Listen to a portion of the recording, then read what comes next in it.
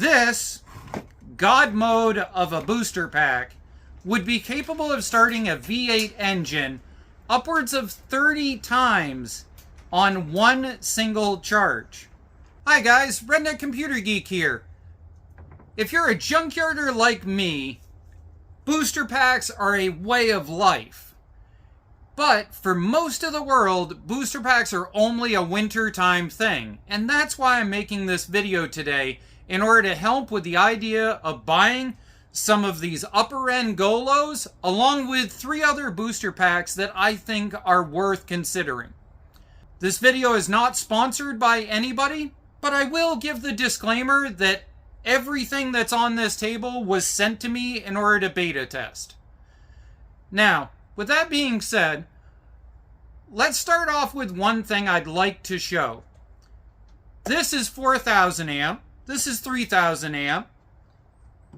This is 4,000 amp. This is 2,000 amp.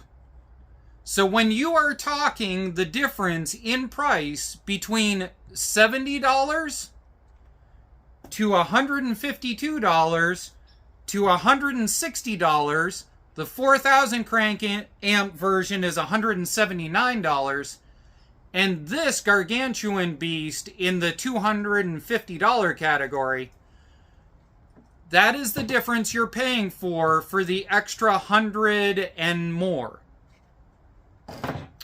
Now, the first of the Golos is this one.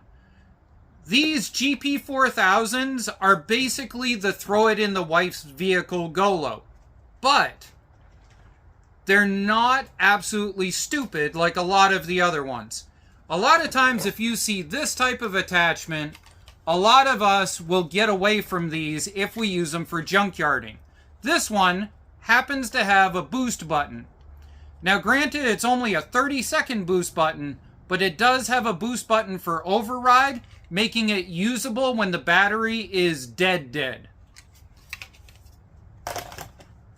The other thing about this one, and why these ones are red, this one does not have the 100-watt charging technology. We'll get into that in a little bit.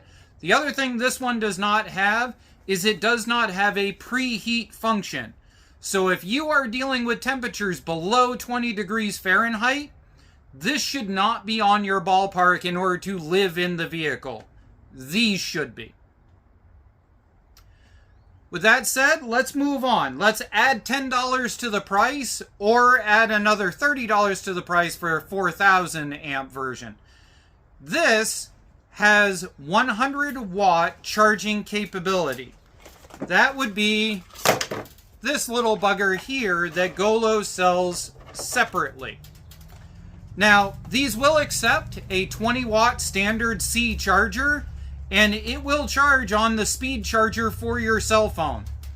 This will charge the entire battery to be able to start a V8 engine 8 to 12 times, and yes, I've tested it. I have started skid steers with this, I have started loaders with this, I have started dump trucks with this, I have started my own van with a V8 9 times in a row with this.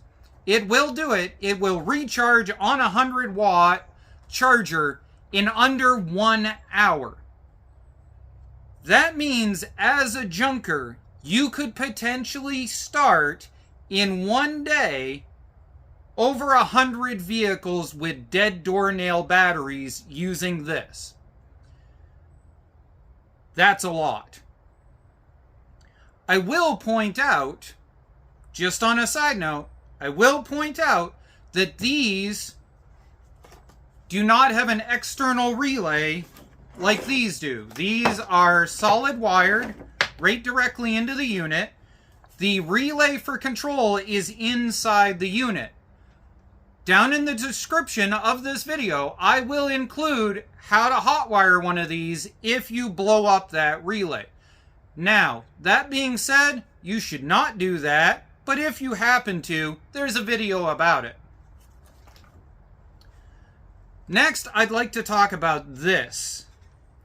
Now, one thing I have written here is that they use watt hours in order to be able to put it into perspective. Now, if you translate watt hours into amp hours, this unit here has 5.6 amp hours worth of battery in it. Now, that's based on the idea of 10 amps worth of 15 volts coming out of this thing. This big giant monster over here has 3 times the battery capability. It has 15 amp hours worth of 15 volts coming out at 10 amps directly powering a device. So 5.6, 15. Also, this has the ability to hook up on the end here this. So if we hit the on button and flip this around, we'll see that come live. We have a 150 watt capable outlet for 110. We also have 15 volts at 10 amps coming out and 12 volts coming out at 10 amps.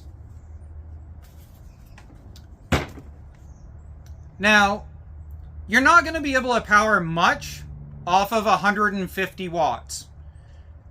I hate to say it, but I'm pretty sure that's exactly the reason why Adu's version of this about 7 years ago failed. These don't exist anymore.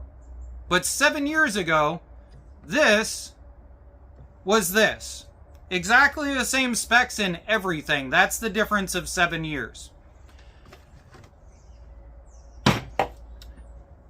150 watts will run a mini fridge. It'll run a light or two. It'll run a few things, but 150 watts really isn't that much. What you're really paying for here is that this booster pack, if this one is capable of starting a V8 engine upwards of 8 to 10 times in one charge, this God mode of a booster pack would be capable of starting a V8 engine upwards of 30 times on one single charge. That's insane. Now that we've got these talked about, I would like to add 3 more booster packs to this video. The first one I'd like to add is I would like to add this Powrun.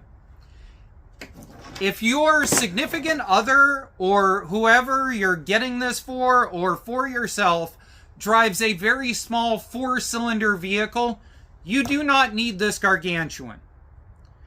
This 2000 amp unit will more than start a 4-cylinder vehicle about 6 times. I've done it on the girlfriend's vehicle 7 times, but hers is a really easy vehicle to start. The other thing I like about this is that if you're on the phone with somebody who is not mechanically inclined, the boost button on this is this big, giant, honking orange button that you cannot miss.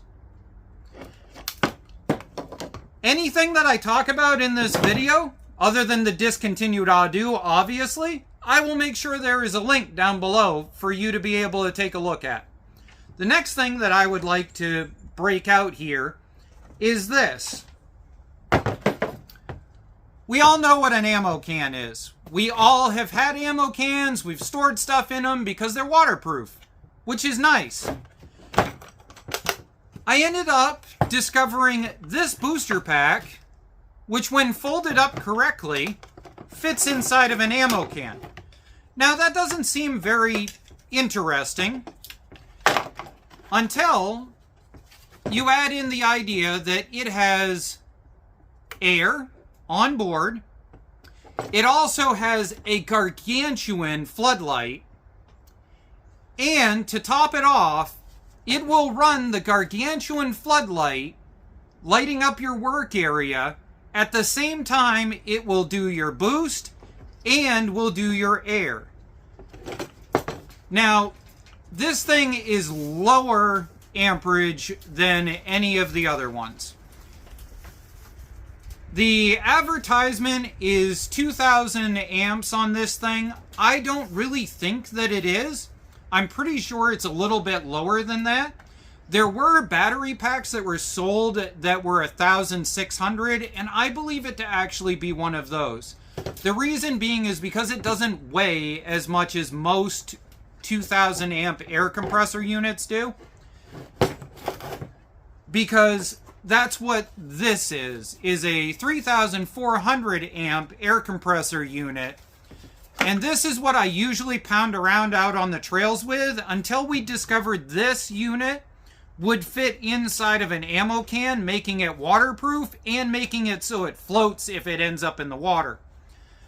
Now, this unit here is one that I have bounced around with for about 3 years now, and I love these things. They're about 100, 130 bucks. I'll post a link down below, like I said. And they come with a nice carrying little bag that comes with them. The one thing about both of these is that there is no safety on either of these booster packs. If you hook it up backwards, these things will fry themselves. There is no safety, no nothing. You're done. This one, whoops.